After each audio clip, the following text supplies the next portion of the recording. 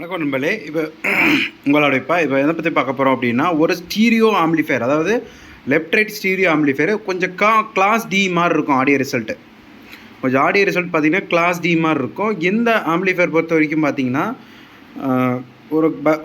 ஒரு வீட்டுக்கு பர்ஃபெக்டாக அமையும். ஒரு ஆஃபீஸ் ரூமுக்கு எதாவது யூஸ் பண்ணுறதுனால பர்ஃபெக்டாக அமைஞ்சிக்கும். எந்த ஒரு எக்ஸ்ட்ரா பேஸோ எக்ஸ்ட்ரா வால்யூமோ அந்த மாதிரி ரொம்ப கத்துற மாதிரி அந்த மாதிரிலாம் இருக்காது. மல்லிவுடாக இருக்கும் இந்த ஆம்பிளிஃபையர் பொறுத்த வரைக்கும். இந்த ஆம்பிளிஃபையர் என்னென்ன ஐசி போர்டு யூஸ் பண்ணியிருக்கோம், என்னென்ன பண்ணியிருக்கோம் அப்படிங்கிற வீடியோ முழுசாக பார்க்கலாம் வாங்க. ஃப்ரண்ட் வியூ இது தான், பேஸு ட்ரிபிள், அடுத்து செலக்டர்ஸ் வச்சு கொஞ்சம் பேலன்ஸ் கொடுத்துருக்கேன், மாஸ்டர் கண்ட்ரோல் போட்டிருக்கேன். அடுத்ததில் போர்ட்ஸில் என்ன போர்டு யூஸ் பண்ணியிருக்கேன் அப்படின்னு பார்க்கலாம் வாங்க.